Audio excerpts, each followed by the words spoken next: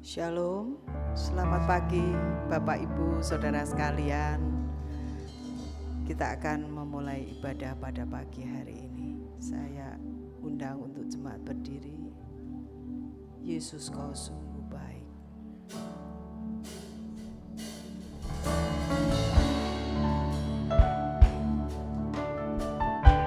Kita siapkan hati kita untuk memuji Tuhan, menyembah Tuhan, mengundang hadirat. Yesus, kau sungguh baik. Yesus, namamu indah. Yesus, ku cinta kau selalu. Ku tinggikan, ku agungkan selamanya. Yesus, kau sungguh baik. Yesus, namamu indah. Yesus, ku cinta kau selalu. Ku tinggikan, ku agungkan selamanya. Ku mau memujimu, ku selalu pujimu. Ku mau menyembahmu, ku selalu sembahmu. Kau yang layak terima semua pujian, kemuliaan hanya bagi Tuhan. Ku mau memujimu, ku mau memujimu, ku selalu pujimu. Ku mau menyembahmu, ku selalu sembahmu. Kau yang layak terima semua pujian, kemuliaan hanya bagi Tuhan. Yesus, kau sungguh baik.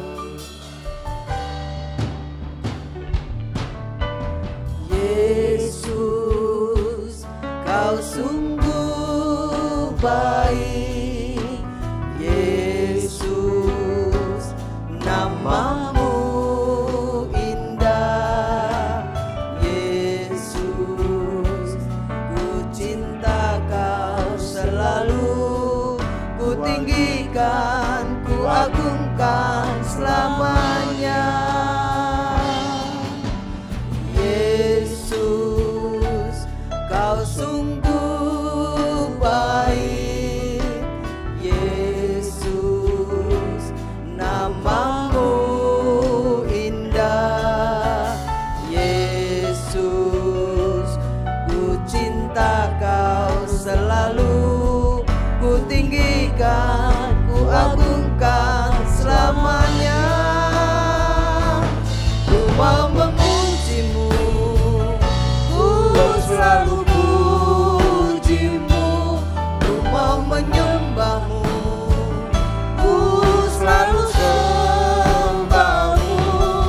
Kau yang layak terima semua pujian, kemuliaan hanya bagi Tuhan. Ku mau memujimu, ku selalu pujimu. Ku mau menyembahmu, ku selalu sembahmu.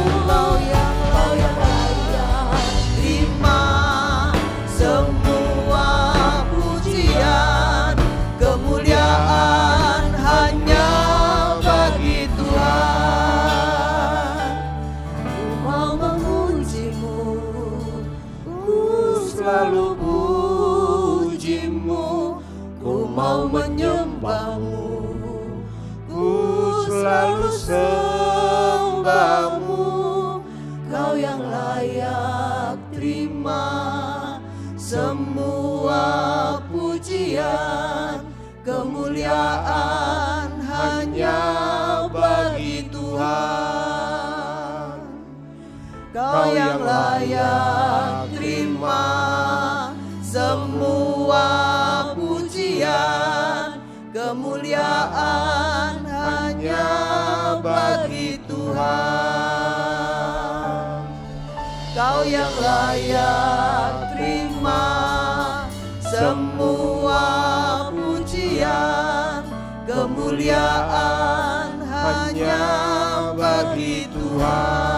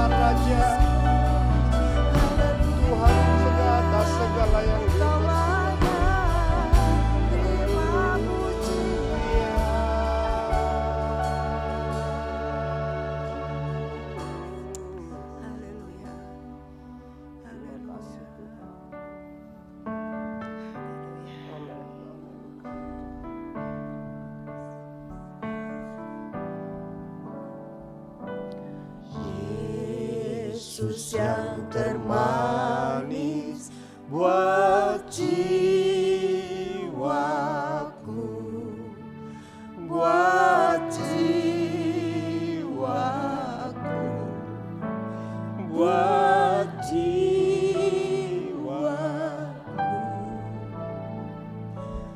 Yesus yang termanis buat jiwaku, ku cinta selamanya.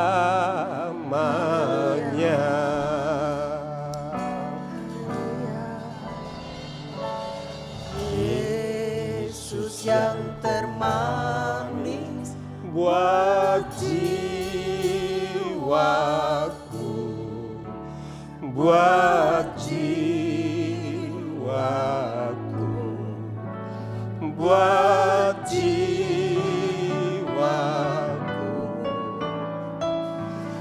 Yesus yang termanis buat jiwaku, ku cinta selamanya. Yesus termanis,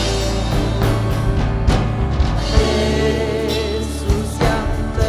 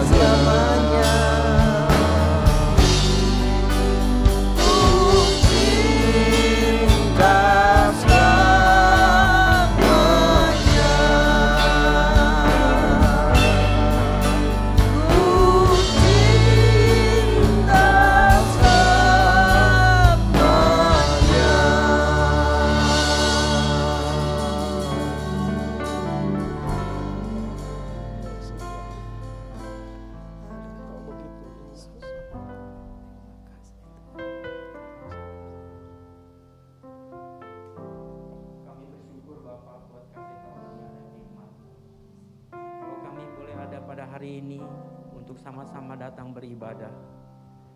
Kami percaya tangan Tuhan yang menuntun kami tiba di tempat ini dengan baik. Biar Roh Kudus boleh bekerja. Dan kami tahu Tuhan di dalam ibadah ini, kiranya kasih kemurahan Tuhan terus turun melimpah kepada kami. Dan kami boleh melihat kuasa Allah dinyatakan. Amin. Banyak orang boleh diberkati. Banyak orang boleh disembuhkan. Amin. Banyak orang boleh dikuatkan kembali. Kiranya hikmat Tuhan boleh meliputi kami semua, para pelayan Tuhan. Dan Roh Kudus boleh bekerja. Kami mau buka ibadah ini ya Tuhan, karena kami tahu Engkau yang memimpin kami. Engkau yang mempunyai gereja ini. Engkau yang mempunyai segala sesuatu. Hidup kami adalah milik-Mu ya Tuhan. Amin. Kami menyerahkan seluruh kegiatan kami hari ini dalam tangan-Mu. Di dalam nama Yesus. Kami mau buka ibadah ini dan kami alaskan doa kami. Amin. Haleluya, terima kasih. Kita akan memuji kembali. Kita tetap berdiri, yang kira-kira kakinya kurang sehat boleh duduk. Haleluya, ku memuji besarlah nama-Mu. Haleluya.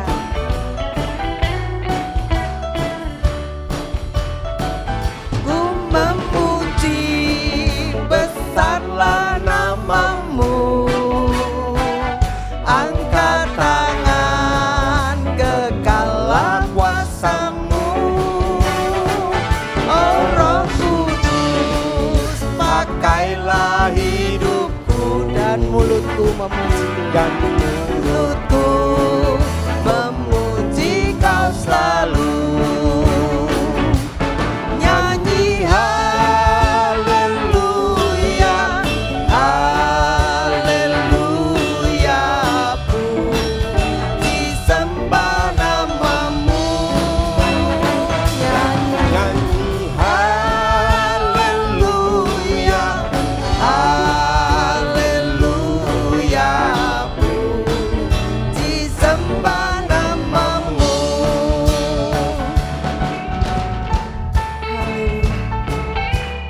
Haleluya. Ku memuji besarlah nama-Mu. Ini lagu lama ya saudara, buat yang lama-lama ingat. Besarlah nama-Mu, angkat tangan, kekallah kuasa-Mu. Oh Roh Kudus, pakailah hidupku dan mulutku memuji Kau selalu. Nyanyi haleluya, haleluya, puji sembah nama-Mu. Nyanyi haleluya, haleluya, haleluya, puji sembah nama-Mu. Nyanyi haleluya, haleluya, puji sembah nama-Mu. Nyanyi haleluya, haleluya, puji sembah nama-Mu. Nyanyi haleluya, haleluya, puji sembah nama-Mu. Nyanyi haleluya, haleluya, puji sembah nama-Mu. Puji sembah nama-Mu. Puji sembah nama-Mu.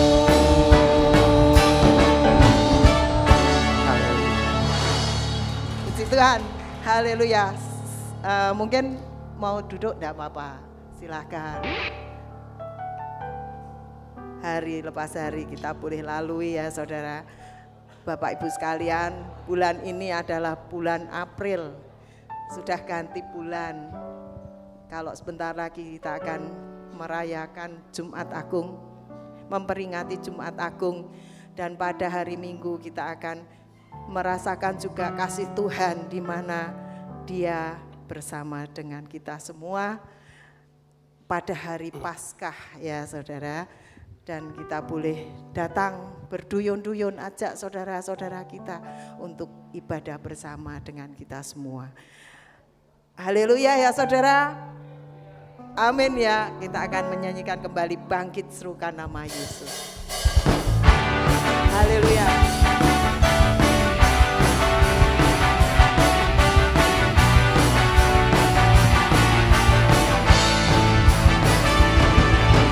Bangkit, serukan nama Yesus.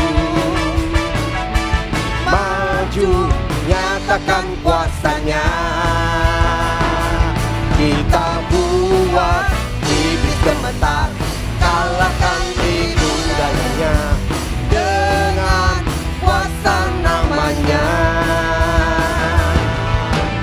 Yesus, menara yang kuat. Nama Yesus, kota benteng yang teguh. Nama Yesus, kalahkan semua musuh. Nama Yesus di atas segalanya.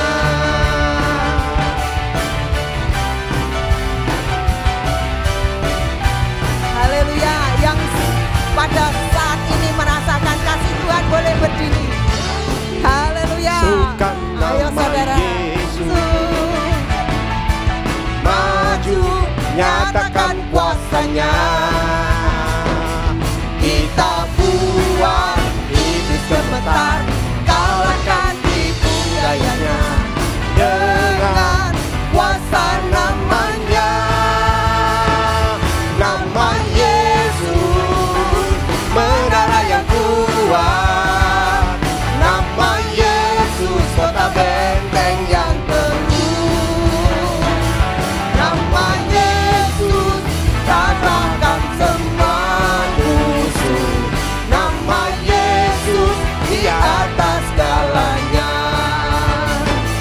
Nama Yesus, menara yang kuat. Nama Yesus, kota benteng yang teguh. Nama Yesus, kalahkan semua musuh. Nama Yesus di atas segalanya. Nama Yesus, menara yang kuat. Nama Yesus, kota benteng yang teguh. Nama Yesus, kalahkan semua musuh. Nama Yesus di atas segalanya. Nama Yesus. Haleluya. Menara yang kuat.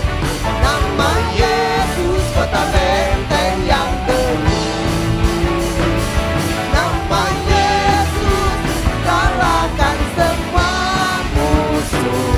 Nama Yesus di atas segalanya. Nama Yesus, nama Yesus di atas segalanya. Nama Yesus di atas segalanya.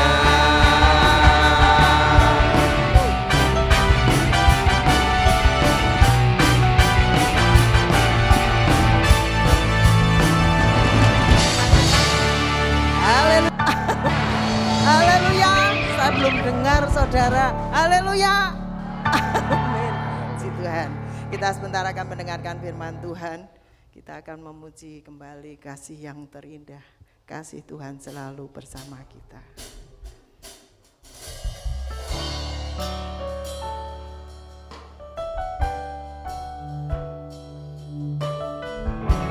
Bisa siapkan hati kita mendengar firman Tuhan. Kasih yang terindah, hati yang mulia,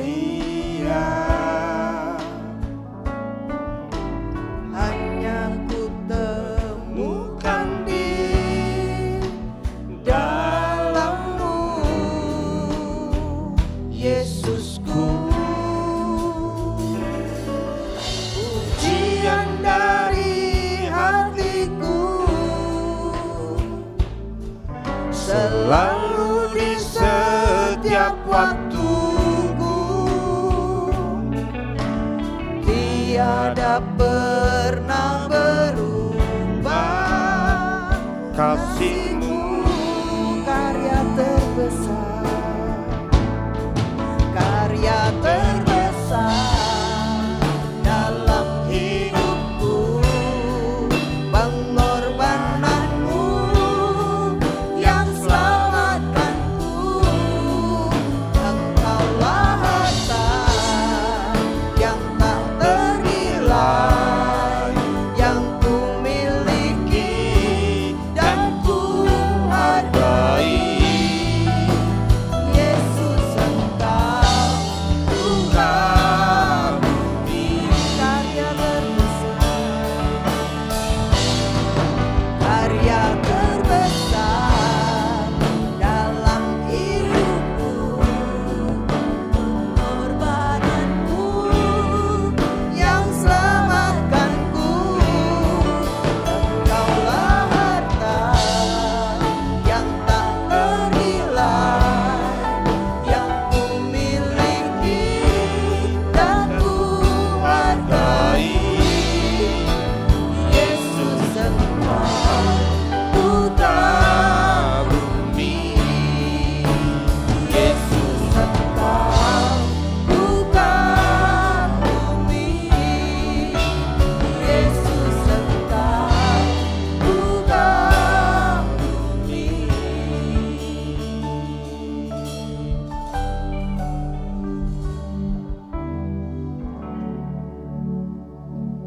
Mari kita satukan hati, kita mau berdoa. Bapa di surga, kami bersyukur kalau kami boleh ada di tempat ini, boleh ada di dalam ibadah.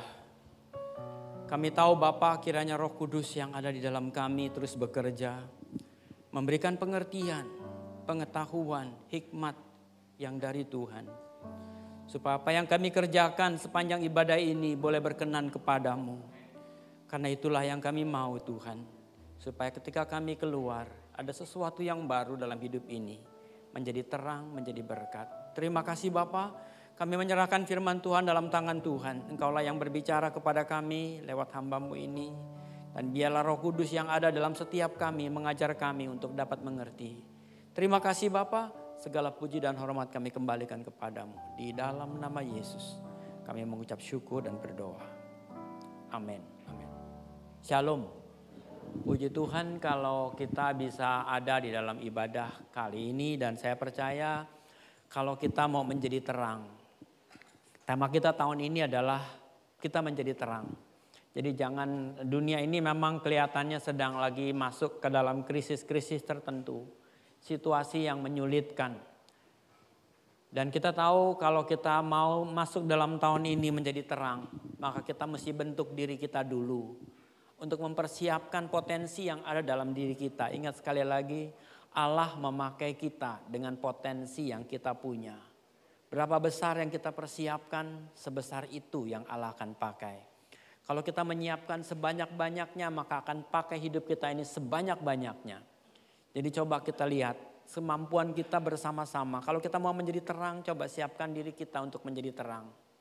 Pertama kita bangun dulu terlebih dahulu kehidupan kita, leadership kita ini. Kalau kita mau menjadi terang, kita harus memimpin. Gak mungkin kita menjadi terang tanpa memimpin. Pemimpin dari suatu pujian, pemimpin dari satu ibadah, pemimpin dari satu kegiatan, pemimpin dari setiap aktivitas. Orang akan melihat ketika kita memimpin, maka kita akan muncul karya Allah, muncul terang Kristus. Itu sebabnya leadership menjadi penting dalam hidup kita menjadi terang. Kita bisa menjadi terang, tapi kita tidak akan menjadi terang yang besar kalau kita tidak mempunyai leadership dalam hidup kita ini. Kalau kita nggak memimpin satu kegiatan, satu organisasi, satu keadaan, satu situasi, dimanapun kita ada, kita tidak akan pernah muncul terang yang besar. Karena itu marilah, bangunlah leadership kita yang pertama. Yang kedua, kita nggak mungkin menjadi orang yang bisa dipercaya, leadership yang unggul kalau kita nggak mempunyai integritas.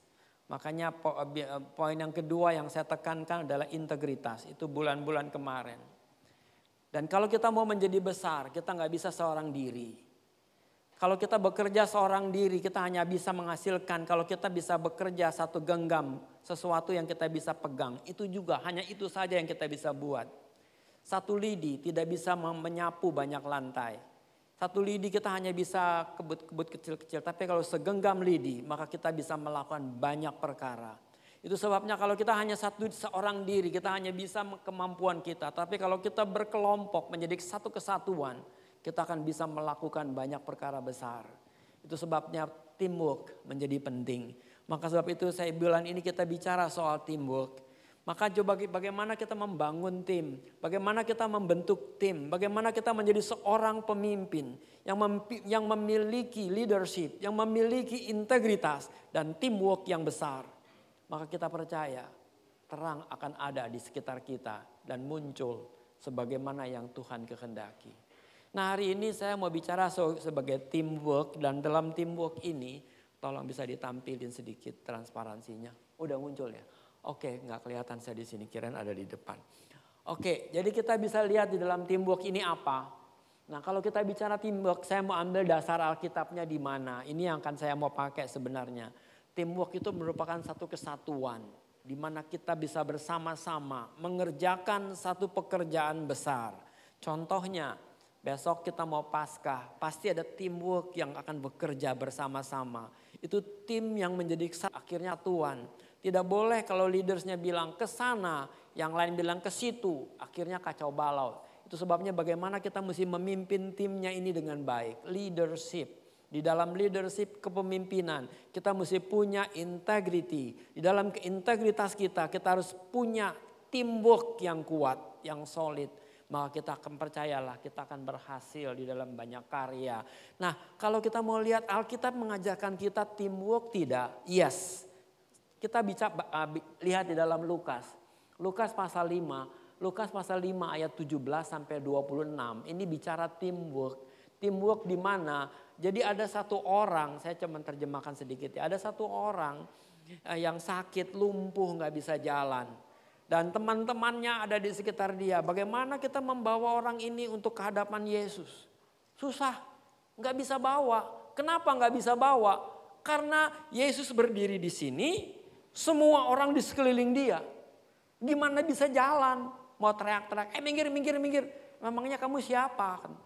Dan itu nggak mungkin, susah bagi mereka. Apalagi Yesus itu di dalam ruangan. Dan dalam ruangan itu penuh dengan orang. Di semua kalau kita mau masuk ke depan pintu, pintunya juga ada penuh orang. Bayangkan saja Yesus sendiri ada 12.000 orang di sekitar dia.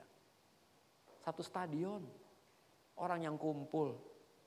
Kita bisa bayangkan sulit sekali untuk membawa orang lumpuh ke depan Yesus. Gimana caranya? Nah, ini yang kita katakan teamwork.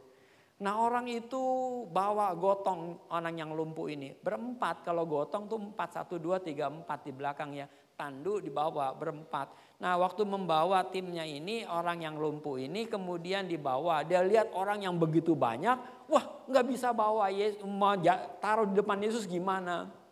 Akhirnya Anda tahu, dia naik ke genteng. Bawa orang lumpuh yang dipandu naik ke genteng. Beratnya susahnya setengah mati. Udah sampai di genteng, dicopotin gentengnya, baru diturunin pakai tali. 4 tali mesti seimbang. Kalau bukan teamwork yang kuat, barulah orang itu di depan Yesus. Ini pekerjaannya yang dituliskan di dalam Lukas ini ceritanya begitu. Di sini teks ini memberikan catatan kerjasama. Saya katakan teks ini membicarakan catatan kerjasama atau teamwork dari beberapa orang yang mengusung orang lumpuh. Jadi orang lumpuh itu dibawa oleh teman-temannya, timnya itu betul-betul sampai berdiri di depan Yesus. Nah, kesulitan yang mereka alami terpecahkan ketika bekerja sama. Jalan keluar mereka temukan ketika menghadapi secara bersama-sama. Jadi ada kesulitan, betul. Bawa orang pakai tandu naik ke genteng itu susah.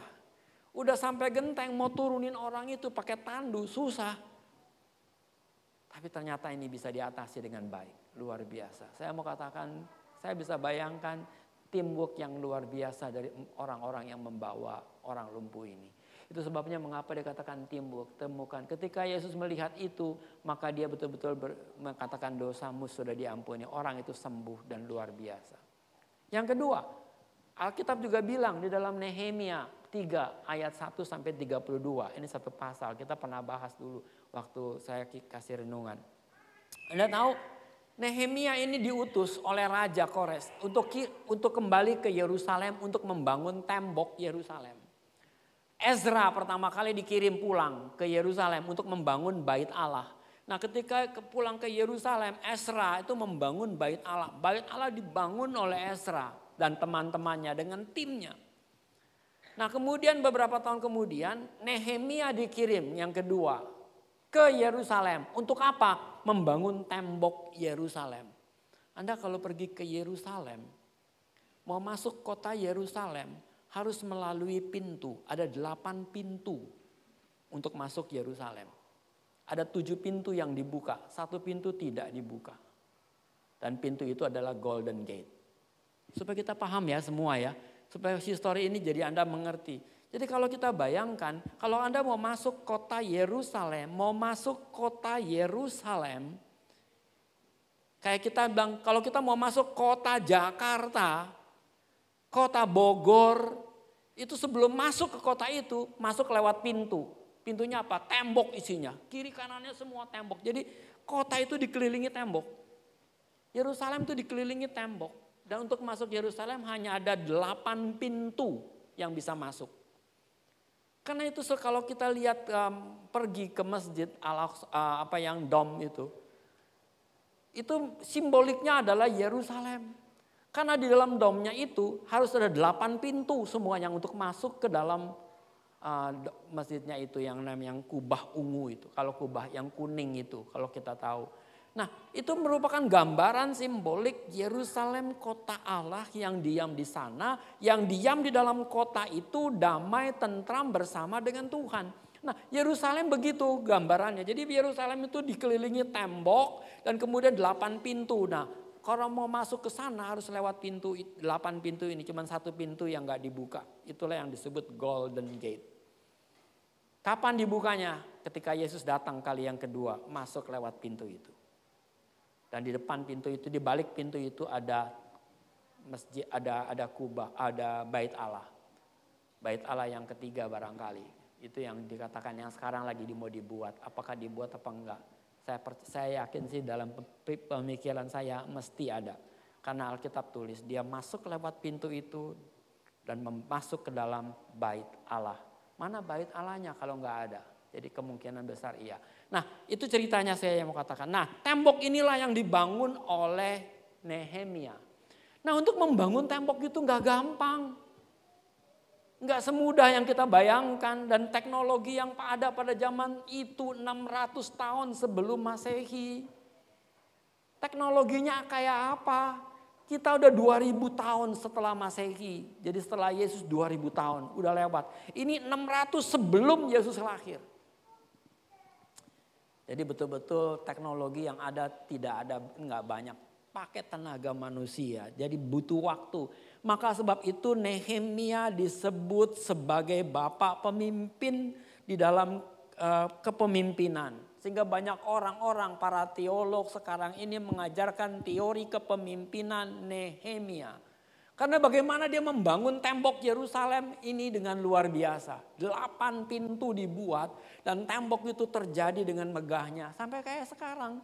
Kadang-kadang saya mikir ini tembok luar biasa yang dibangun oleh Nehemia. Dan itu masih kokoh, memang betul diganti, dipoles, diganti, diperbaiki, rusak, diperbaiki sampai sekarang. Kalau Anda ke Yerusalem, tembok itu masih ada, pintu itu mesti ada. Oke, ya. Nah, ini kalau kita lihat pembangunan tembok Yerusalem dikerjakan dengan tim kerja yang solid. Ada sekian banyak orang yang bekerja sama. Apa 1 orang? Enggak. 2 orang? Enggak. Puluhan, ratusan barangkali. Ribuan mungkin orang yang bekerja sama.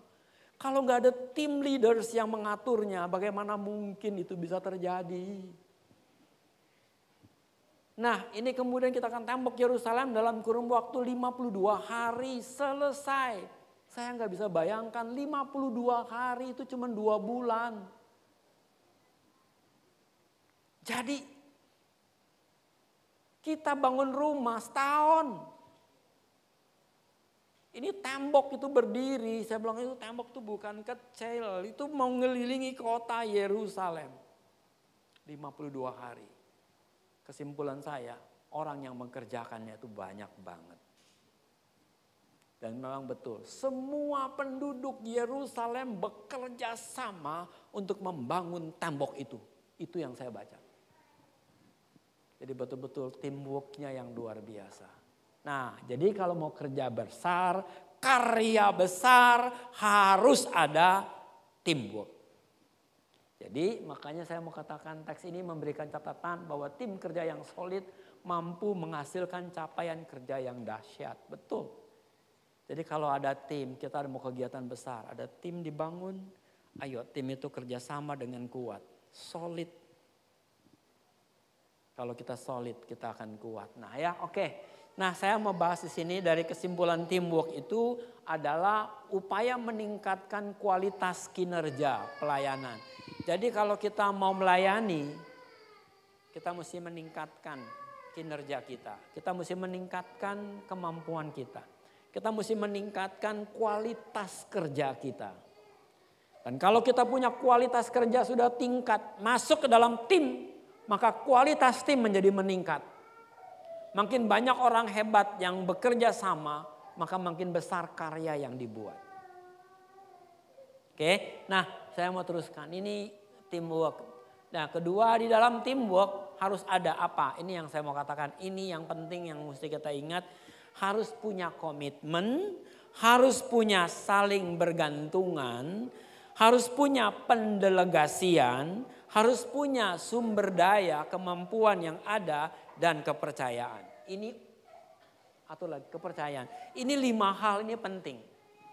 Kalau kita mau bekerja sama, kita mesti tahu dengan komitmen kita sama-sama.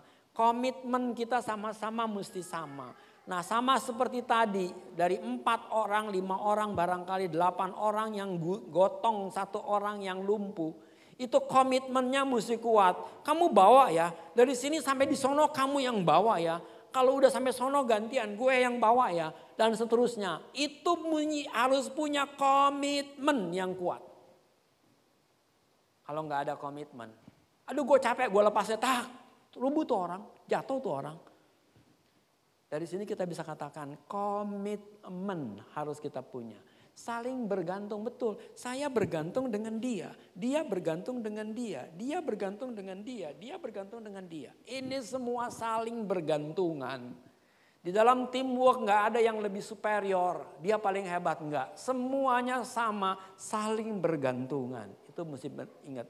Jadi mereka membutuhkan dia membutuhkan dia, dan semuanya saling membutuhkan. Sehingga betul-betul bisa kinerja itu kuat dan kerjasama itu tinggi. Nah kemudian kita bisa mendelegasikan, kamu yang mampu kerjain itu. Saya kerjakan ini namanya pendelegasian. Diberikan kepada orang-orang yang memang kualitasnya sesuai dengan kemampuan dia. Dia berikan kemampuan dia untuk bekerja A, maka pekerjaan itu hanya dia kerjakan dengan komitmen yang tinggi. Masing-masing bekerja dengan kemampuannya. Ada delegasi. Jangan dipegang sendiri. Leaders pegang sendiri. Dia mau kerjain sendiri. Buat apa ada tim?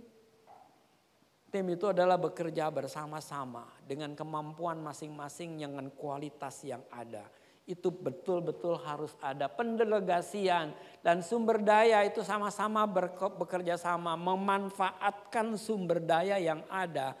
Dia ada kemampuan apa, punya kemampuan apa, dan itu sumber dayanya digunakan seefektif mungkin. Itu tim. Dan kemudian kepercayaan. Kalau aku kasih kamu tugas, aku percaya tugas itu kamu kerjakan dengan sukses.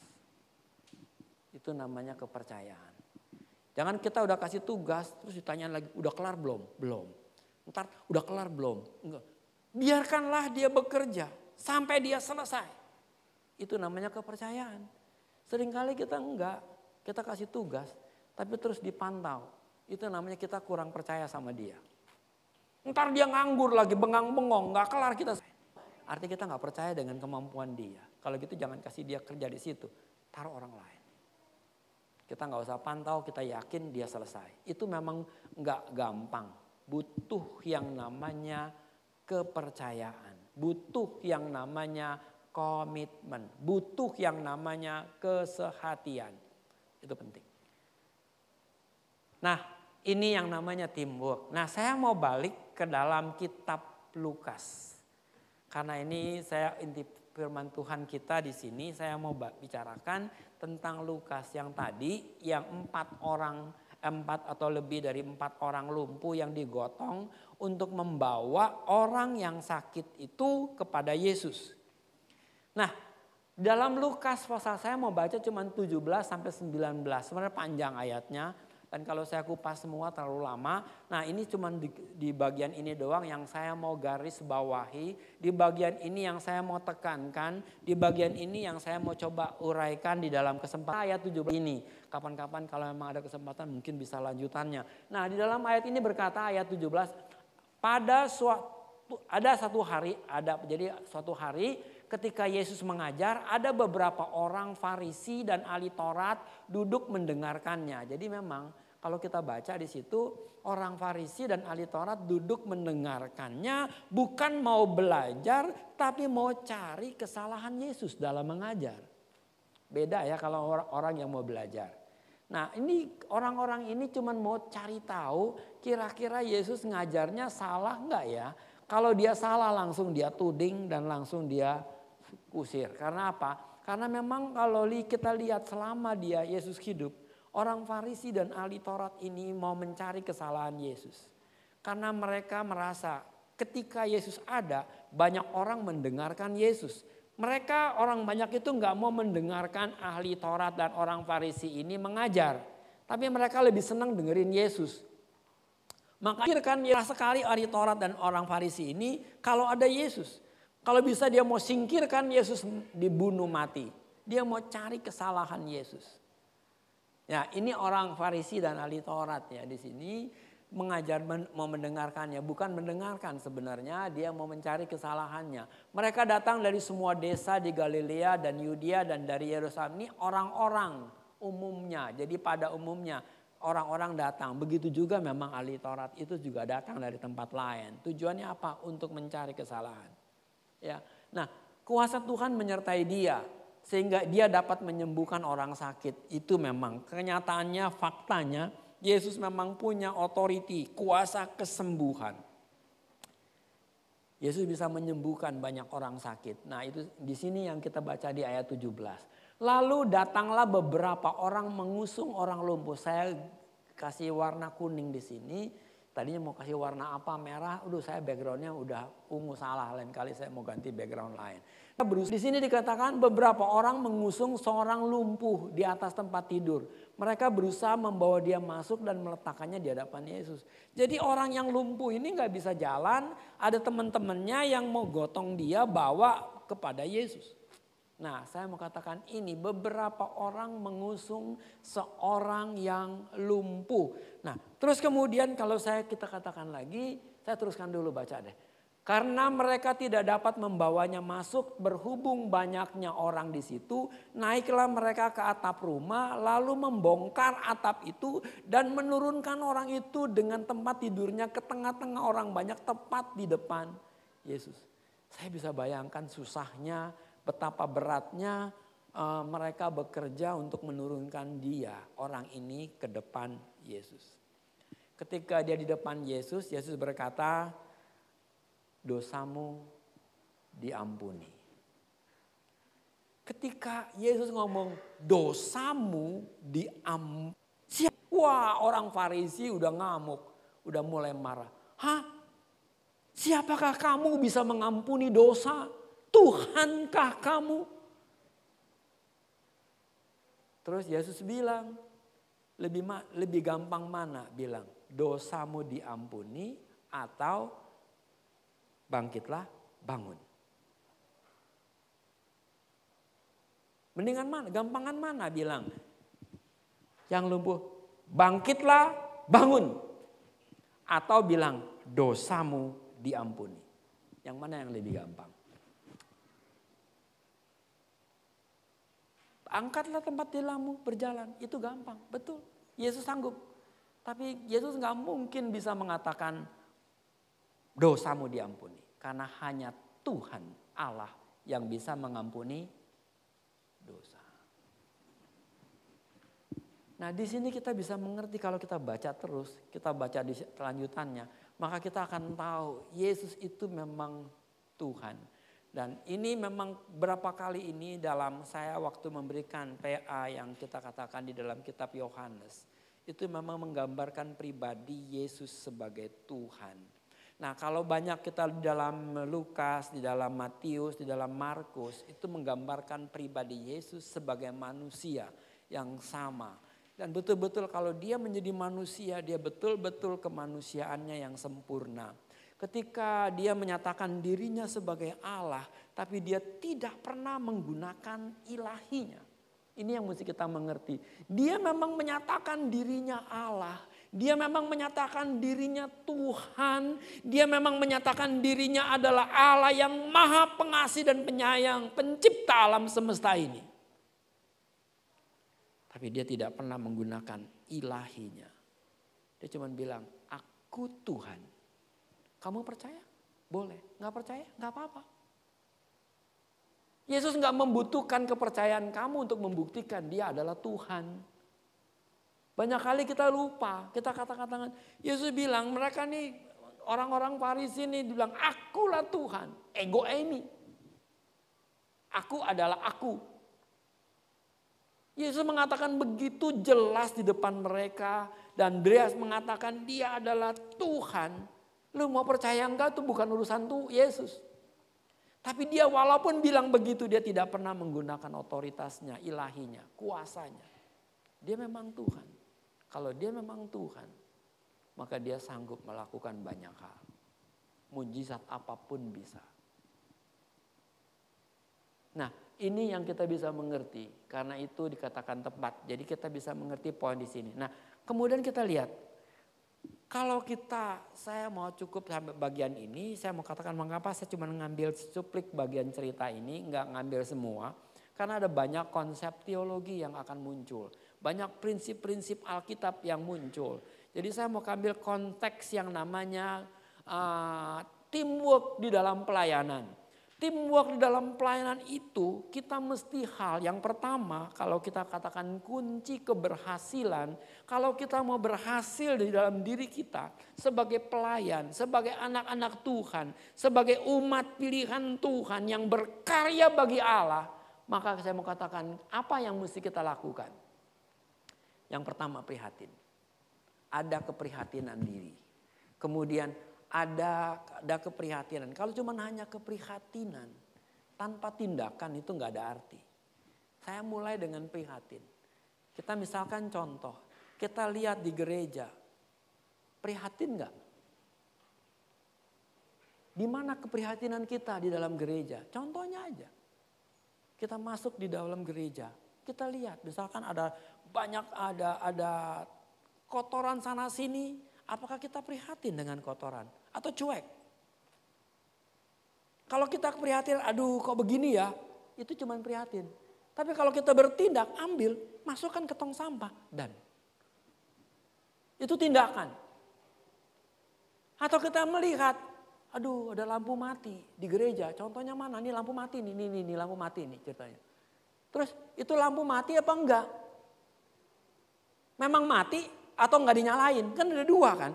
Nah, atau kita lihat lagi, waduh itu AC jalan enggak ya? Apa kita cuma menteriak, aduh panas, enggak ada AC-nya. Keprihatinan muncul, lihat masuk ke gereja, bangkunya masih berantakan. Keprihatinan itu penting, itu muncul dari hati seorang pelayan. Ketika kita berprihatin, kita mulai bertindak, kita mulai melakukan apa yang dapat saya buat supaya ini terjadi, beres. Orang sakit itu, orang-orang di sekitarnya prihatin, bagaimana saya mau bawa orang ini supaya sembuh. Kalau dia cuma prihatin doang, jamin saya nggak akan sembuh itu orang.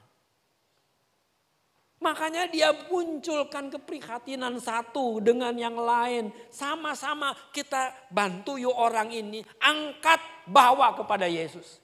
Itu pertama. Harus ada di dalam hati kita untuk prihatin, mengasihi. Kalau kita sudah punya keprihatinan dan kemudian bagaimana kita harus menyelesaikan, itu goalnya. Menyelesaikannya itu goalnya.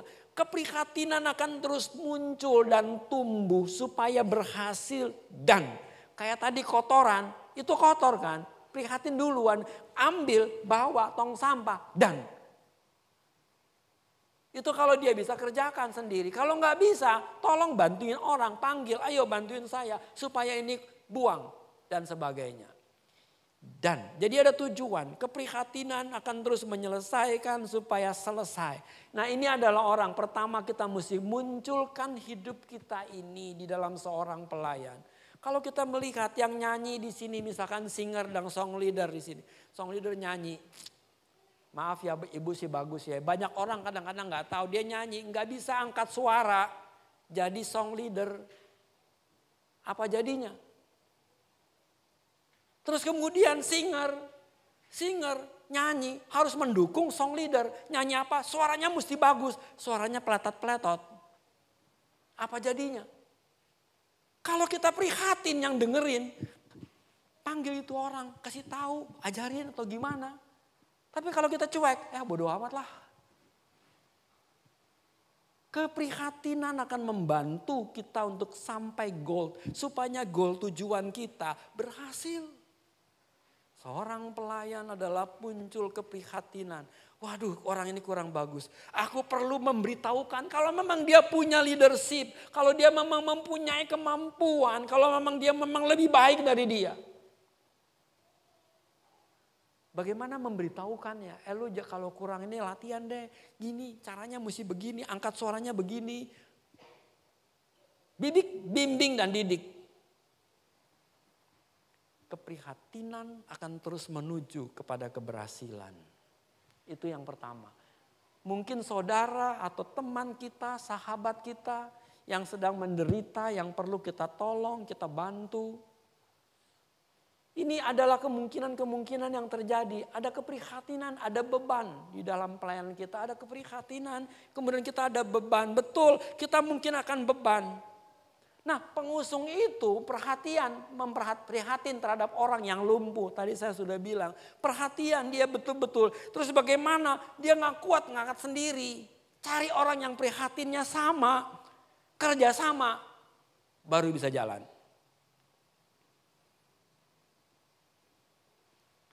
Jadi orang lumpuh tidak bisa berjalan perlu tim untuk menolongnya. Jelas memang karena bebannya berat. Pekerjaannya besar. Kita perlu tim. Tapi kalau pekerjaan ringan nggak perlu. Kayak tadi saya bilang ada sampah tinggal ambil buang ke tong sampah selesai. Kecuali itu barang besar yang nggak bisa. Yang mesti diangkut dan sebagainya. Jadi sini kita bisa katakan dari keprihatinan kita akan muncul bagaimana kita menyelesaikan masalah yang ada karena keprihatinan tadi. Itu yang pertama. Jadi kalau kita lihat dari cerita Alkitab yang kita baca, bagaimana kita sebagai teamwork untuk bekerja, munculkan yang pertama prihatin. Yang kedua kalau kita percaya kepada Yesus yang sanggup memulihkan. Dari prihatin, pikiran jalan. Gimana supaya orang ini sembuh? Dia dengar Yesus ada di sana, Yesus bisa menyembuhkan. Nah di sini dia percaya, mereka percaya kepada Yesus. Bahwa mereka bisa betul-betul memberikan kesembuhan. Itu sebabnya sumber daya yang ada di saat itu adalah Yesus. Yang bisa menyembuhkan orang ini. Gimana caranya untuk membawa? Bagaimana caranya untuk memberikan pertolongan? Itu sebabnya mesti kita percaya kepada Yesus. Kalau kita pelayanan kepada Tuhan, kita mesti percaya Tuhan sanggup mengubahkan banyak orang. Percaya Yesus bisa memulihkan yang sakit ini supaya sembuh. Percaya bahwa Yesus bisa mengerjakan banyak hal untuk di dalam pekerjaan pelayanannya. Kenapa? Karena Yesus adalah solusi. Jadi Yesus adalah solusi atas masalah. Berapa banyak kita punya masalah? Orang lain mungkin gak ada yang tahu. Karena gak ada yang prihatin. Barangkali kan gitu kan, gak usah pusing. Kalau orang lain gak prihatin dengan kita punya masalah. Saya percaya tiap orang punya masalah. Mungkin orang lain gak ada yang tahu. Mungkin orang lain gak mengerti masalah yang kuhadapi. Yang prihatin siapa? Diri kita sendiri. Aku tahu aku punya persoalan yang mesti diselesaikan. Itu masalah. Solusinya di mana? Yesus adalah solusi. Tapi berapa banyak kita percaya kepada Dia? Berapa banyak? Sedikit. I'm telling you the truth. Saya bicara sungguh. Berapa banyak kita percaya bahwa Yesus itu sumber. Yesus itu solusi atas masalah kita. Yesus itu adalah jawaban atas setiap problema yang kita hadapi. Kalau kita tahu ini, kita percaya ini, percayalah bahwa masalah itu akan selesai. Orang lumpuh itu nggak bisa diselesaikan ini kalau nggak dibawa kepada Yesus. Siapa yang bisa membawa? Teman-temannya. Mereka bekerja bawa solusinya di sana. Dan mereka bekerja sama karena mereka tahu Yesus adalah solusi bagi mereka. Nah, kalau kita menggunakan unsur yang namanya Yesus, orang kita mesti percaya Dia adalah sumber. Segala sesuatu ada di dalam Dia. Solusi segalanya ada di dalam tangan Yesus. Itu kita tahu, kita mesti tahu dulu. Kalau kita mau ke dokter, kenapa kita ke dokter? Karena kita tahu dokter mampu menyelesaikan masalah. Oke, percayakah kamu ke dokter A? Ada dokter A, B, C, D. Dokternya sama. Dokter apa? Saya sebutlah dokter kulit. Dokter kulit A, B, C, D. Kemana kamu mesti pergi? Ke A, ke B, ke C, atau ke D? Yang kamu pergi adalah yang kamu percaya. Yang kamu yakin orang ini baik. Cilakanya kita nggak tahu semuanya. Tahu. Kamu paham kan ya? Kalau kita nggak tahu semuanya, ya berarti kita nggak tahu dia. Kalau begitu gimana? Ya udah, bawa aja. Saya mau bilang, kalau kita tahu siapa itu Yesus. Kita cuma tahu Yesus adalah penyembuh. Yesus adalah sumber berkat. Yesus adalah solusi, betul. Tapi tahukah kita, kenalkan dia kita dengan orang ini yang namanya Yesus. Tadi dokter kulit yang ada, kenalkah kamu dengan mereka? Kalau kenal, wah kamu ada A, B, C, D. Kamu kenal A, tidak kenal B dan C. Pasti kamu ke A. Karena kamu lebih percaya kepada si A yang kamu kenal. Saya mau bilang dengan sama konsepnya dengan Yesus. Kalau kita kenal siapa itu Yesus. Tidak mungkin tidak kita akan meminta pertolongan kepada Dia. Kalau kita udah percaya, maka langkah yang kedua kita butuh apa? Tindakan, nyamperin. Waktu udah nyamperin, kita percaya si A, oke, dia bisa menyembuhkan, oke, kita datang. Terus udah sampai kepada si A, dokternya ini. Tapi tadi kita bilang, gue percaya sama dia karena dia aku kenal, aku tahu betul, oke aku datang. Terus dokternya bilang, ibu atau bapak, kamu sakit kulit ini, maka makan obat ini.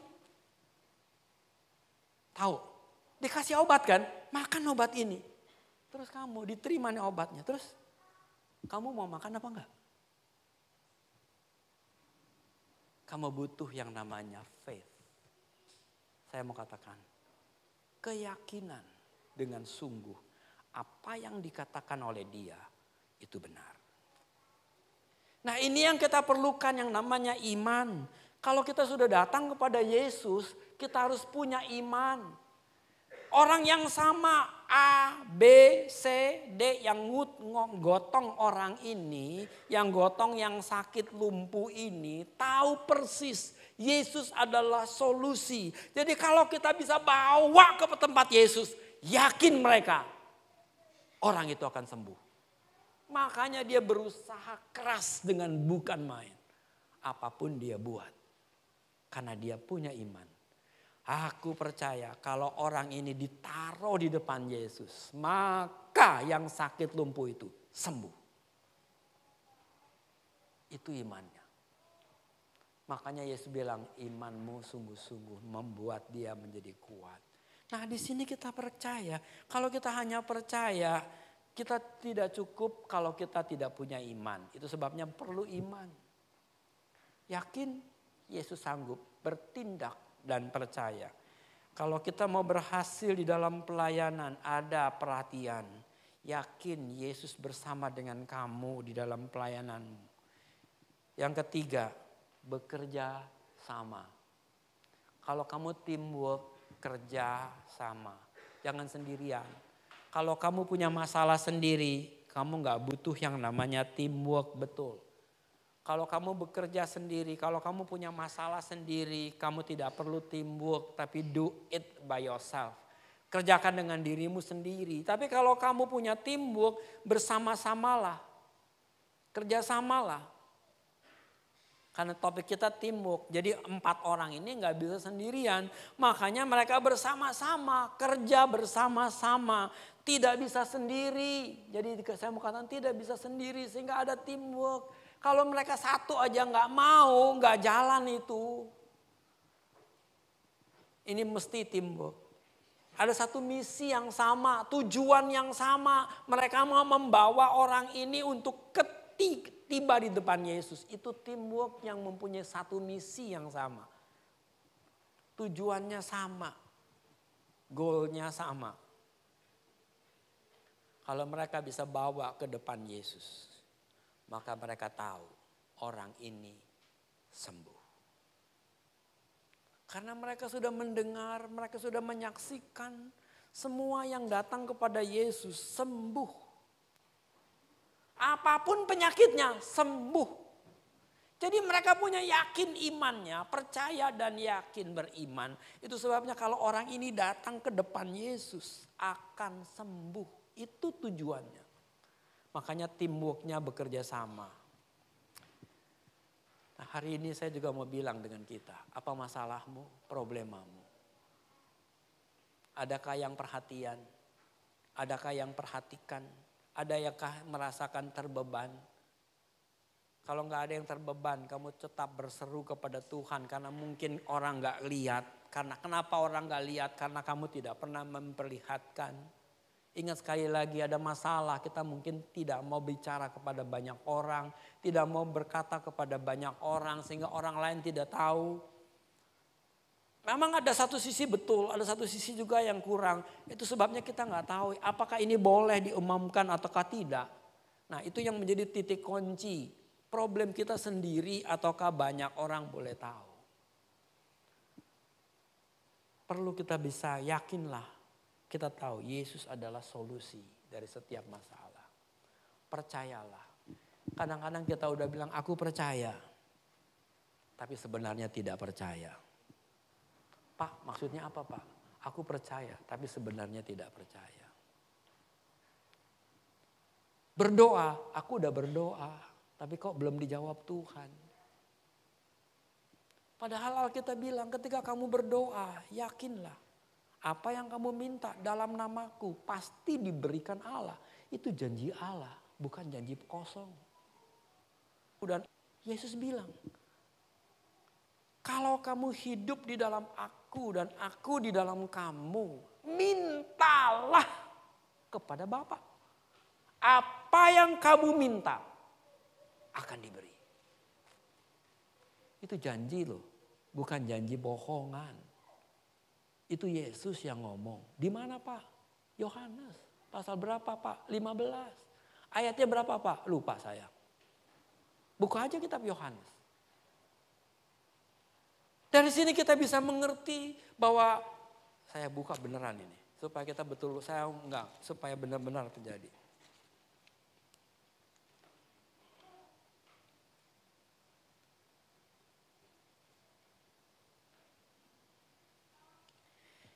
Yohanes pasal 15 ayat 7.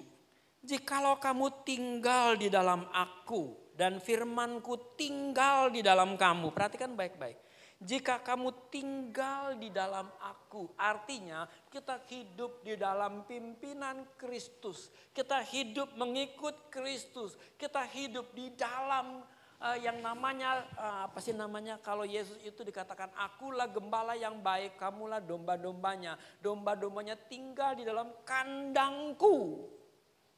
Itu artinya kamu tinggal di dalam Kristus. Kalau kita tinggal di dalam Kristus artinya kita hidup di dalam naungan Kristus. Dan dia bilang, firmanku tinggal di dalam kamu.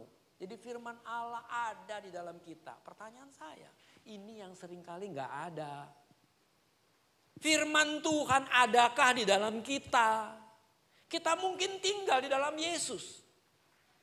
Karena engkau sudah ikut ibadah. Engkau ikut melakukan tugas-tugas panggilan kita kepada Tuhan. Kita mungkin hidup di dalam pemeliharaan Kristus. Betul. Anak-anak Tuhan yang hidup di dalam Kristus dia tetap dipelihara. Yesus bilang, Pak saya mau berdoa Pak. Yesus bilang, oke, silakan berdoa. Kalau firman Kristus tidak tinggal di dalam kita, maka statement ini yang kurang, bagian ini yang tidak ada. Jadi jikalau kamu tinggal di dalam aku dan firmanku tinggal di dalam kamu, mintalah apa saja. Aduh, saya waktu baca begini bingung. Mintalah apa saja yang kamu kehendaki. Aduh Pak, mau minta apa Pak yang kamu kehendaki? Mau minta mobil, mau minta rumah, mau minta makan yang paling gampang. Itu tadi kan yang aneh-aneh, yang keren-keren lah. Mintalah apa saja di sini yang kamu kehendaki dan kamu akan menerimanya. Ini bukan janji palsu loh. Yesus cuma ngomong ini apa nggak beneran? Apa nggak beneran? Bener. Makanya pertanyaannya, adakah firman di dalam kita? Itu yang penting. Makanya saya seringkali bilang, baca firman Tuhan. Baru baca aja belum ngerti. Baca aja belum, apalagi ngerti. Ada orang hebat, Allah yang penting melakukan. Melakukan, kalau kamu nggak tahu bagaimana melakukan. Paham belum maksud saya? Kalau kita nggak pernah tahu apa yang Tuhan katakan, bagaimana kita bisa melakukan? Wong tahu aja kagak. Apalagi melakukan. Bagaimana kita baca? Kita nggak pernah baca. Bagaimana kita punya firman di dalam hati? Kita baca aja belum ngerti, apalagi nggak baca. Saya ini udah bolak-balik baca Alkitab, Kejadian sampai Wahyu. Tapi apakah saya ngerti? Enggak. Berapa banyak yang saya tahu? Paling-paling sepertiganya nggak sampai kali, setengahnya kali nggak sampai. Apalagi maksud saya, 1/10 mungkin iya. Saya baru ngerti Alkitab paling-paling 1/10, mungkin kagak 1/100 kali. Kalau saya pikir-pikir. Lah kalau gitu aja, jadi kita bisa mengerti. Bayangkan hidup kita ini. Bagaimana? Paulus aja berkata, yang ku kehendaki adalah mengenal dia. Kalau saya bilang, Paulus aja pengen terus kenal Yesus, artinya dia mau baca Alkitab terus. Padahal siapa itu Paulus? Wow, yang nulis Alkitab bagian-bagian tertentu. Dia aja masih mau belajar Alkitab. Wah, saya apa dibandingkan dengan Paulus? Jadi terus, saya gimana dong? Jadi jangan kita merasa angku dan sombong dalam hidup ini, gak mau baca Alkitab. Yang penting melakukan. Saya mau bilang, kalau kita terlalu sombong menganggap kita tahu, sebenarnya kita tidak tahu. Anak kecil yang taunya sedikit. Saya punya anak, Like. Dia tahu bahasa Inggris. Ya, go, pergi, eat, makan. Dikit kan ya. Tapi apa dia bilang? Gue tahu bahasa Inggris. Wih, baru tahu kecil, tapi so tahu besar. Yang tahu sih tahu, kalau yang nggak tahu, wih, iya lu hebat. Saya mau mengatakan kepada kita, banyakkan orang yang baru tahunya kecil, sudah mengetahui seakan-akan langit ini milik dia. Itu fakta. Karena memang itu adalah konsep hidup. Kita nggak bisa salah, itu haknya. Mau baca Alkitab atau tidak, itu hak. Maka sebab itu Alkitab ini akan tergenapi. Mintalah apa yang kamu minta, diberikan. Kalau kita hidup di dalam Kristus dan firman-Nya di dalam aku. Baca habis saja bukan berarti firman-Nya di dalam aku. Firman yang menjadi daging. Itu baru firman. Mari bacalah. Seberapa banyak yang bisa kita baca, bacalah. Mulai dari sekarang, Pak saya udah tua, bacalah. Pak saya gak bisa baca, dengerin. Ada Alkitab yang pakai cuman ngomong doang kok. Saya udah gak bisa baca, pencet tombol, suara muncul. Itu isi Alkitab semua. Dari Kejadian sampai Wahyu. Yang mana yang mau baca, tinggal klik pilih. Waduh enak ya Pak, iya enak. Zaman sekarang mau mantap, sekarang saya bilang aduh generasi ini luar biasa. Paham ya? Oke, saya teruskan. Membawa ini kepada Yesus. Yang tadi saya bilang, percaya. Nah, yang keempat, tidak menyerah. Lihat di depan ada masalah, enggak nyerah. Lihat banyak orang kumpulan, waduh gimana bawanya. Masalah, betul kan? Enggak nyerah dia. Yang gotong orang yang lumpuh ini enggak nyerah. Waduh enggak bisa lewat. Mau masuk gitu. Misi, lu misi gimana sih? Oh mungkin begitu kali ya. Banyak orang kalau bayangin kalau Yesus itu sekali dia berdiri dan orang yang mendengarkan dia itu 10.000 orang. Saya bisa bayangkan tempat itu susah untuk ditembus.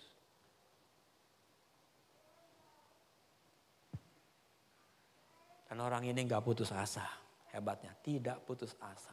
Makanya saya lagi mikir dulu, waktu baca ini, turunin bukan genteng. Apa ya, diturunin dari dari atap gentengnya mesti diturunin. Bukan genteng sih atapnya, ya dulu belum ada genteng barangkali. Nah ya mungkin apa kayak atap gitu yang gak tahu lah, itu pinggir-pinggirin. Lu naik ke atas bawa gotong itu setengah mati, gak gampang itu.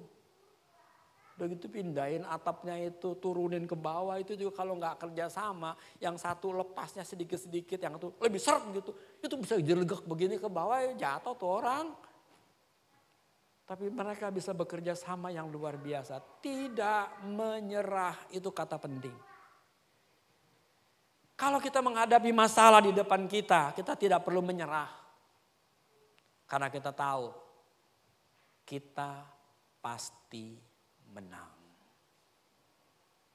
Hari ini saya kasih renungan. Ada yang udah baca belum? Tahu isinya apa? Berapa banyak kita tahu, kita percaya bahwa Allah yang hidup di dalam aku yang akan memberikan kekuatan, membuat tantangan yang ada di depannya tidak menjadi khawatir. Karena Tuhan yang memberikan perlawanan buat kita. Daud adalah orang yang tahu bagaimana Tuhan memimpin dia. Di depannya ada musuh yang besar yang mesti dia kalahkan. Tapi dia tidak menjadi gentar karena dia tahu Tuhan yang memberi dia kemenangan. Kalau kita percaya dalam hidup ini bahwa tantangan yang ada di depan kita, tantangan yang ada di depan kita itu besar barangkali. Jangan menyerah. Kita pegang Kristus Tuhan dan bawa tujuan kita selesai. Hari ini firman Tuhan mengajarkan kita bagaimana kita mesti teamwork. Tapi walaupun tidak teamwork, saya mau tekankan 4 hal penting di dalam hidup kita untuk melayani. ada rasa prihatin. Percaya Yesus mampu memberikan yang terbaik. Bekerja sama atau tidak, kita tetap maju untuk memperbaiki kondisi dan keadaan. Itu maksudnya yang ketiga. Yang keempat, jangan menyerah. Saya ulang ya. Ada keprihatinan di dalam hidup kita ini. Untuk lebih baikkah? Untuk majukah? Untuk berhasilkah? Untuk sukseskah dalam hidup?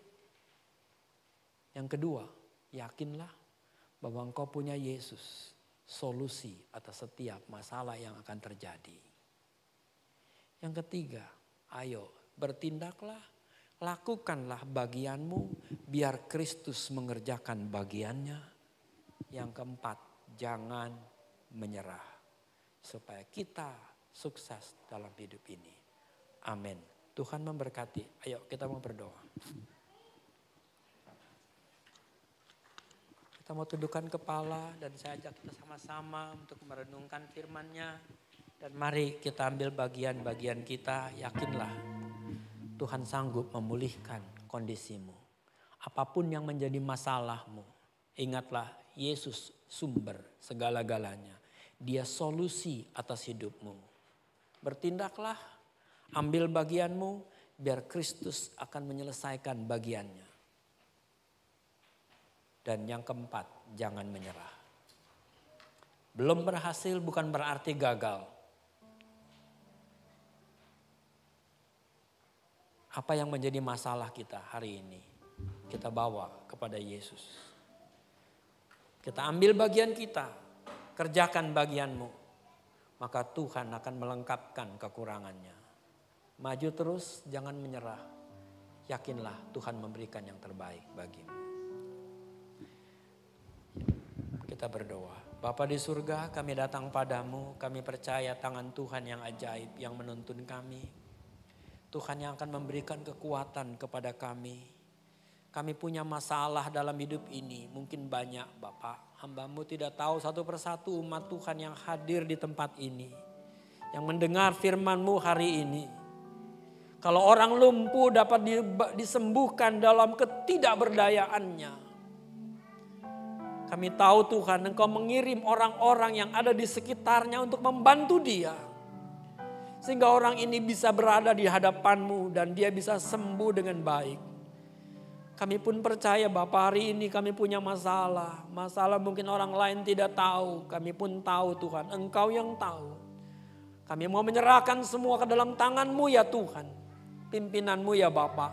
Supaya kami boleh menjadi orang-orang pemenang-pemenang. Yang betul-betul memberikan dampak bagi dunia ini. Bapa, inilah kami. Berkati umat Tuhan yang sudah mendengar firman-Mu. Berikan mereka pengertian dan kekuatan. Supaya mereka bisa menjadi orang pilihan-Mu. Yang terus bersaksi Kristus Tuhan. Terima kasih Bapa. Hamba-Mu selesai bicara. Tapi roh-Mu tidak berhenti. Berbicaralah kepada kami. Dan nama-Mu dimuliakan. Bapak dan Ibu yang hadir di tempat ini, yang ingin didoakan, Anda boleh mengangkat tangannya di tempat duduk. Persoalan saya tidak tahu apa yang menjadi masalahmu, tapi saya tergerak untuk berdoa buat Anda. Kalau Anda mau mengangkat tangannya dan kemudian berserulah kepada hari ini kepada Tuhan. Cukup setelah engkau angkat tangan, turunkan lagi. Bapak, Engkau melihat tangan-tangan yang diangkat. Mereka punya masalah. Mereka punya problema, mereka punya tantangan yang mereka belum bisa menyelesaikannya. Hari ini kami mendengar firman-Mu. Engkau adalah Allah yang hidup. Itu sebabnya hamba-Mu mohon kemurahan-Mu Tuhan. Kau berikan hikmat kepada mereka semua. Yang sakit Engkau jamah di dalam nama Yesus. Jadilah dia sembuh. Yang punya problema Bapa, hamba mohon kemurahan-Mu di dalam nama Yesus. Berikan solusi yang terbaik bagi mereka. Bapa, kami menyerahkan umat-Mu ini dalam tangan Tuhan. Engkaulah Allah yang hidup, yang bisa memberikan kekuatan, kedamaian, ketentraman dalam hidup ini. Di dalam nama Yesus kami sudah berdoa. Amin.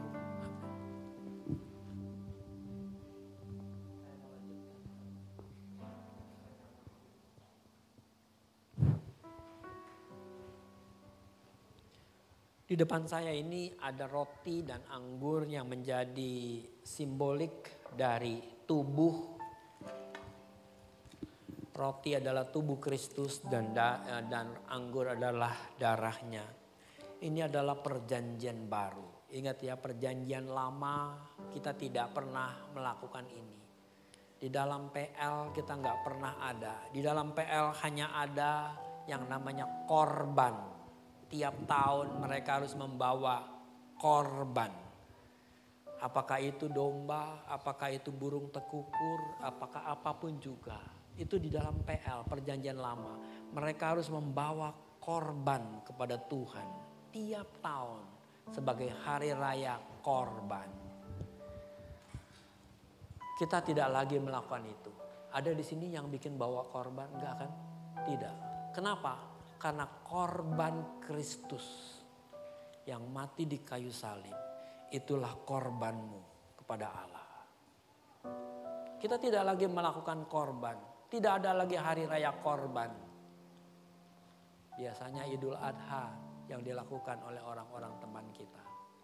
Kenapa? Karena mereka mengacu kepada perjanjian lama.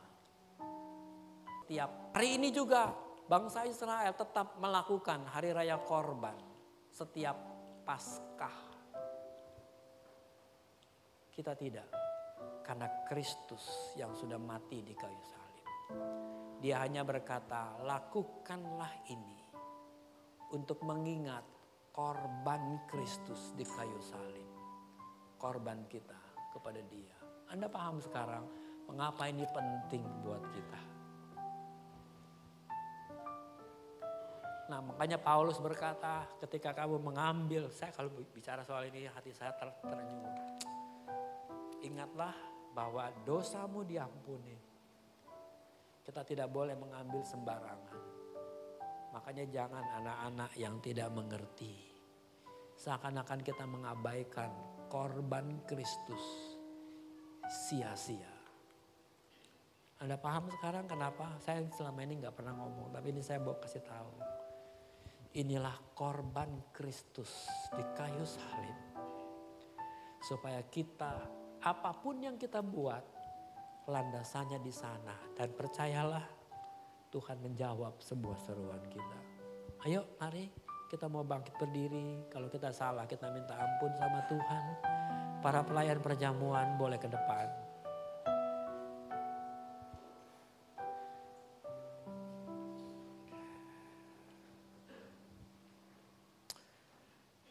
Bapa di surga, kami datang padamu. Kami bersyukur kalau kami boleh ada pada hari ini. Boleh mengambil roti dan anggur sebagai simbolik tubuh dan darah Kristus yang mati di kayu salib. Korban kami kepada Kristus. Korban keampunan dosa. Korban pengakuan dosa. Korban ucapan syukur. Korban semua korban yang telah dikerjakan di dalam PL, tertampung di dalam Kristus di kayu salib. Bapa, ampuni kami kalau kami salah, supaya kami layak mengambilnya. Kuduskan roti dan anggur ini sehingga betul-betul menjadi tubuh dan darah Kristus bagi kami, sehingga kami boleh layak mengambilnya. Terima kasih Bapa, pakai setiap kami boleh menjadi bagian di dalam keselamatan ini. Di dalam nama Yesus kami alaskan doa ini. Amin. Amin. Tuhan memberkati.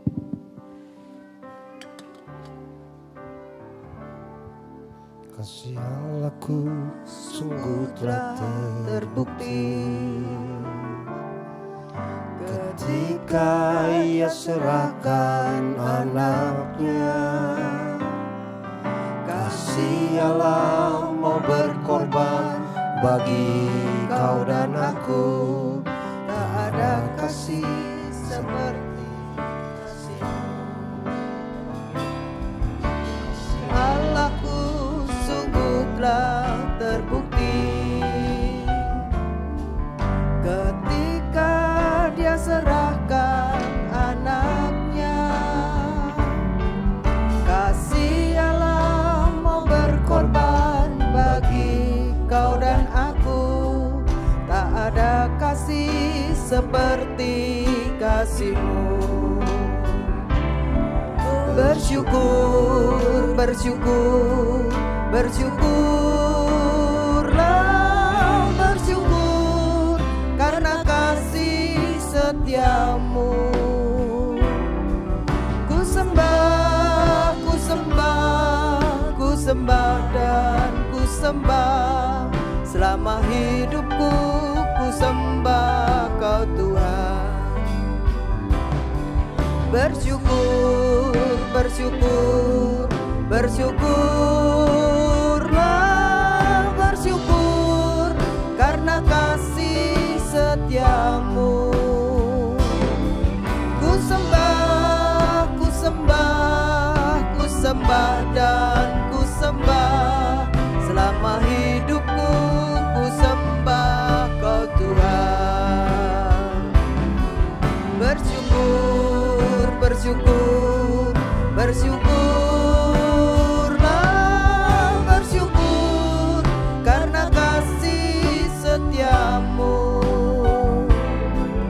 Ku sembah, ku sembah, ku sembah dan ku sembah. Selama hidupku ku sembah Kau Tuhan. Bersyukur.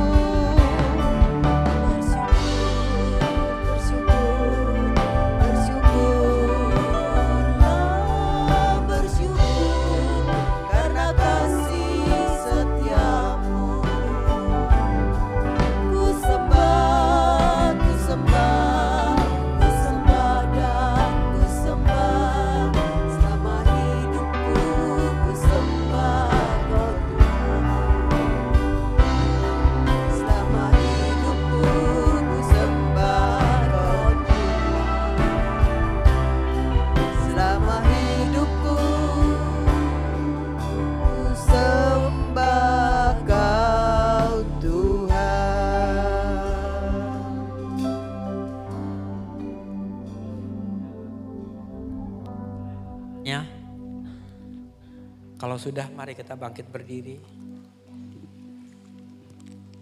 Anda boleh buka yang atas sebagai tubuh Kristus.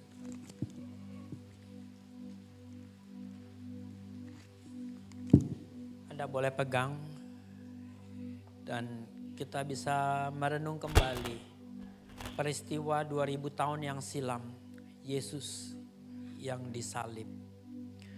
Dia tidak punya salah, dia tidak punya dosa, dia tidak punya kekurangan apapun. Allah di surga mengingatkan kita lewat perkataan seorang yang bernama Yohanes Pembaptis. Lihatlah anak domba Allah yang mengangkut dosa dunia ini. Angkat roti di tangan kananmu. Yesus berkata, inilah tubuhku yang dipecahkannya bagi kamu. Barang siapa yang makan tubuhku, di dalam dia ada hidup dan hidup itu kekal. Angkat roti ini, yakinlah, percayalah, tubuh Kristus yang mati sebagai korban bagimu. Angkat dan kita makan bersama dalam nama Yesus.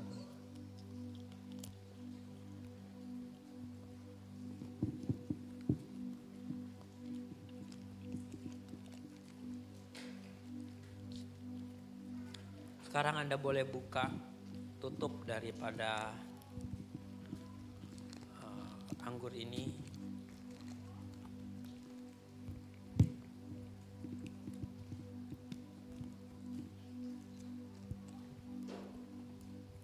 Angkatlah roti. Ini kali agak susah ya. Iya, saya tahu, saya sendiri juga susah bukanya. Tapi tidak apa-apa, pelan-pelan. Sampai semuanya sudah terbuka. Angkat. Haleluya. Sudah terbuka? Semuanya sudah terbuka. Oke, angkat. Yesus berkata, inilah darahku, darah perjanjian. Barang siapa yang minum darahku, di dalam dia ada hidup dan hidup itu kekal. Aku akan membangkitkannya pada hari kebangkitan. Angkat cawanmu, Inilah darah Yesus yang tertumpah di kayu salib. Nah, barang siapa yang minum darah ini, aku akan membangkitkannya, kata Yesus. Mari kita angkat cawan kita, bukankah dengan iman kita percaya ini darah Yesus. Kita minum bersama dalam nama Yesus.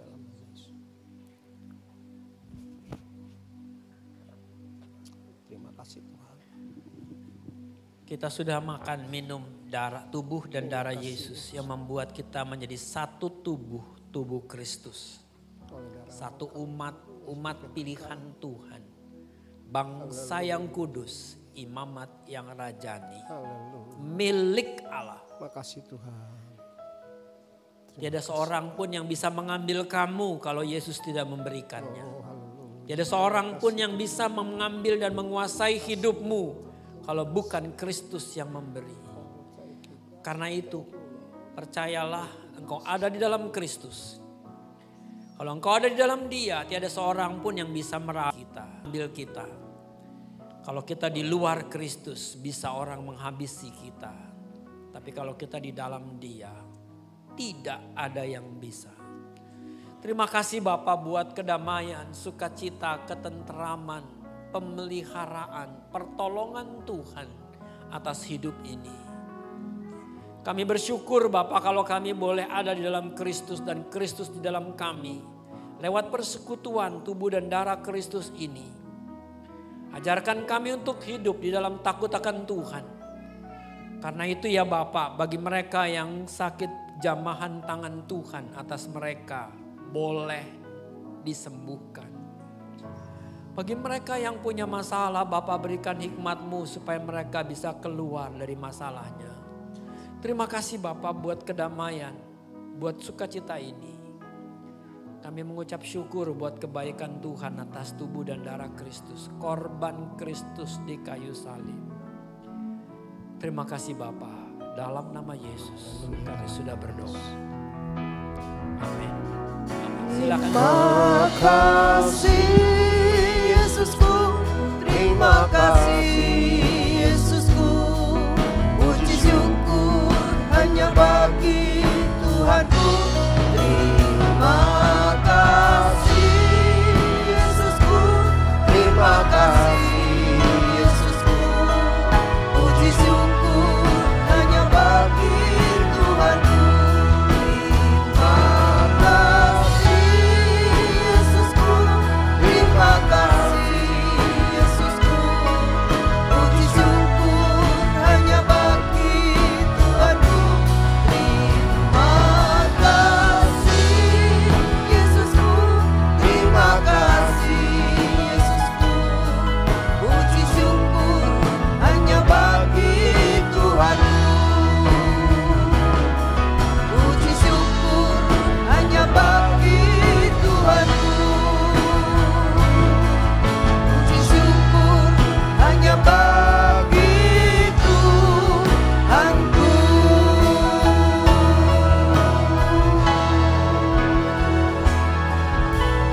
Mari duduk. Sebentar kita akan mendengarkan pengumuman dari bagian sekretariat. Pengumuman.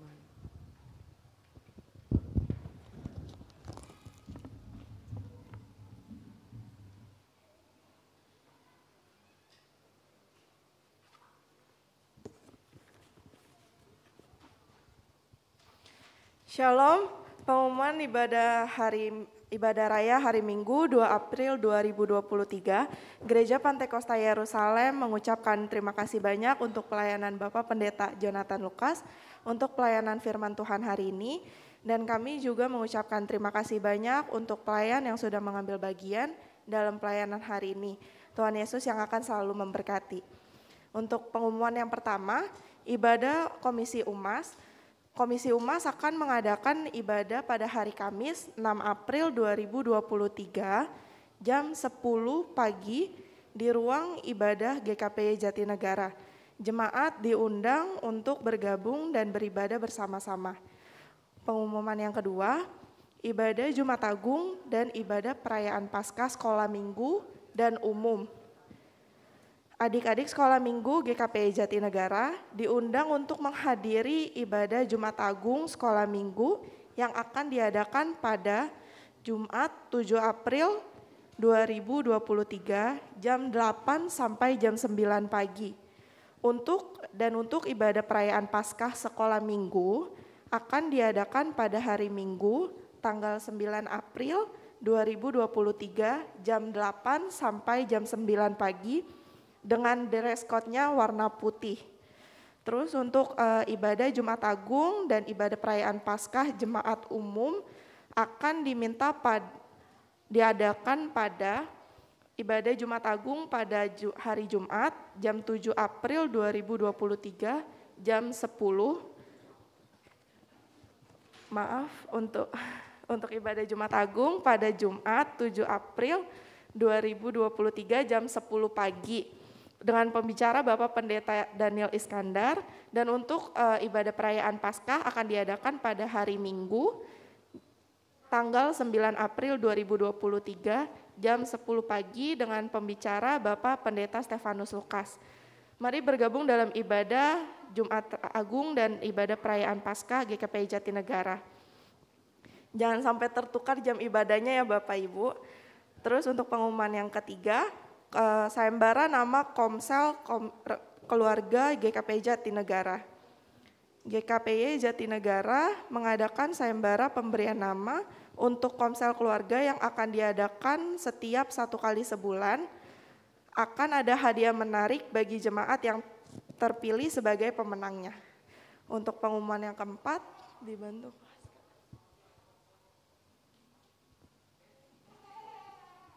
Pengumuman yang berikutnya, berita duka cita telah berpulang dengan damai putra dari Ibu Selvi dengan Bapak Yohanes Martono Chua di usia yang ke-30 tahun pada hari Rabu tanggal 29 Maret 2023. Kami dari GKPI Jatinegara mengucapkan turut berduka cita, biar kiranya Tuhan Yesus yang memberikan penghiburan bagi keluarga dan semua saudara yang ditinggal.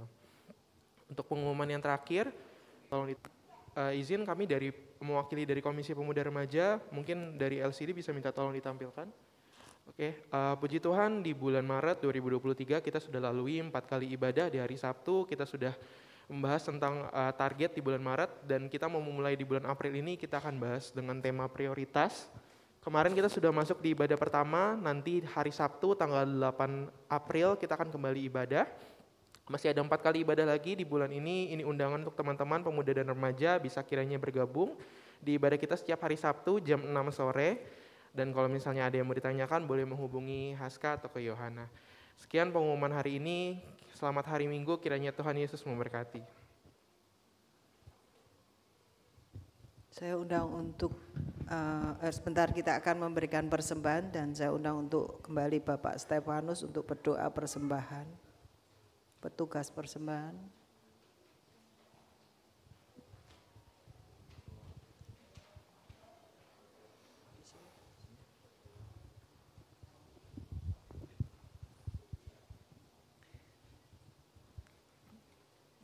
Kita mau berdoa untuk persembahan yang ingin kita berikan untuk pelayanan pekerjaan Tuhan.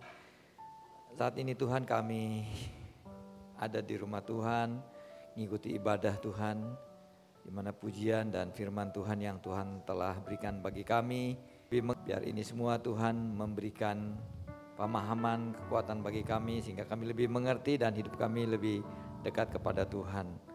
Untuk itu Tuhan, ajar kami terus dapat duduk diam di rumah Tuhan dan dapat melakukan apa yang Tuhan ajarkan bagi kami. Saat ini Tuhan, kami ingin memberikan persembahan kami, apa yang Tuhan telah berkati kami.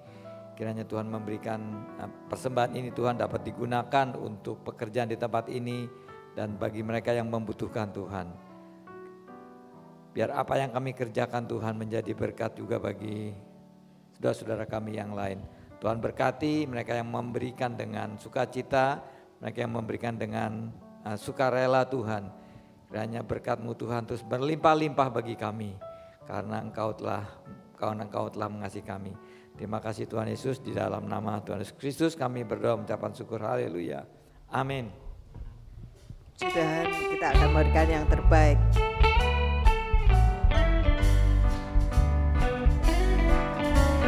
Haleluya.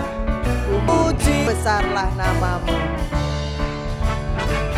Ku memuji besarlah namamu. Angkat tangan kekallah kuasamu.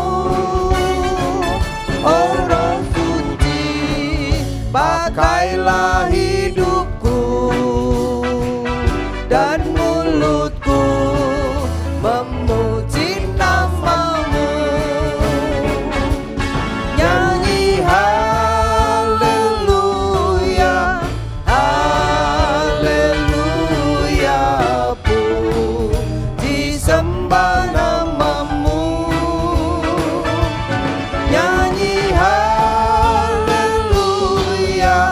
haleluya, puji sembah namamu.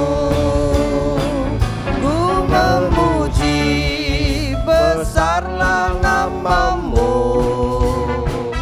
Angkat tangan kekallah kuasamu. Oh Roh Suci, pakailah hidupku dan mulutku memuji namamu. Nyanyi haleluya, haleluya, puji sembah padamu. Nyanyi haleluya, haleluya, puji sembah namamu. Nyanyi haleluya, haleluya, puji sembah namamu. Nyanyi Saya udah untuk berdiri.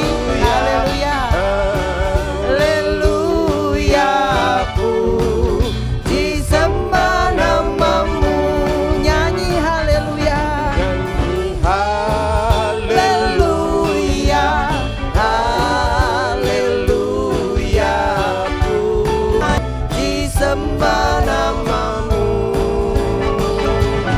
Nyanyi haleluya, haleluya, puji sembah namamu. Puji sembah namamu. Puji sembah namamu.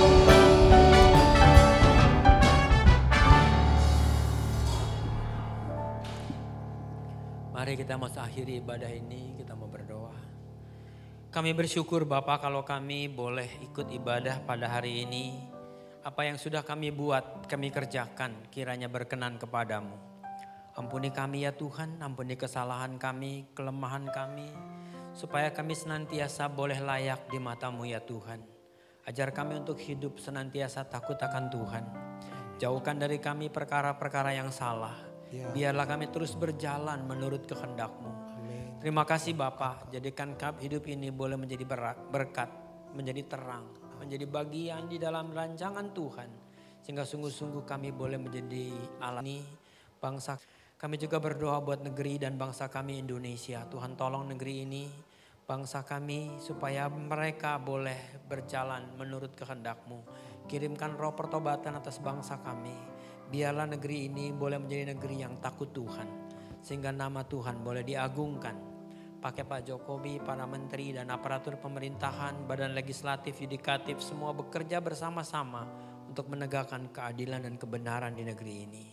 Biar nama Tuhan lewat kami dapat diagungkan dan dimuliakan. Terima kasih Bapa. Sebelum kami pulang, tinggalkan tempat ini, kami mohon berkat-Mu ya Bapa. Kita mau angkat tangan sama-sama, turunlah kiranya berkat Allah, damai sejahtera dan sukacita dari Bapa yang kekal.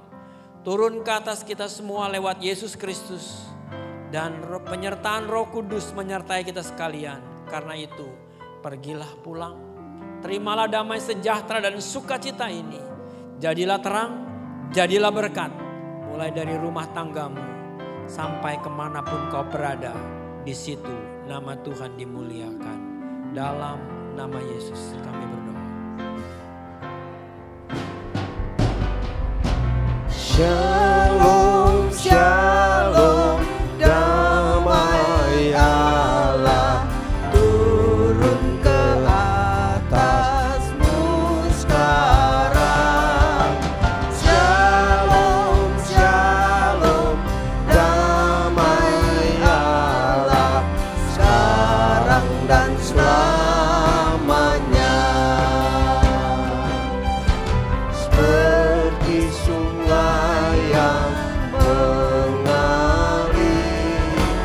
laut gemercik, seperti burung merpati, damai surgawi.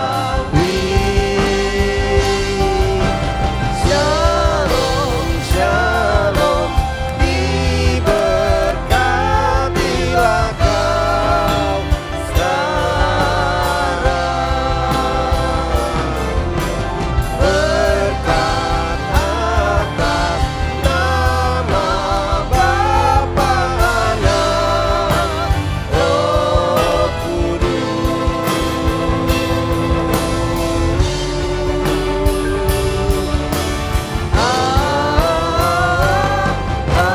Amin, amin. Selamat pulang, Tuhan memberkati. Jangan lupa hari Jumat, hari Minggu ada ibadah.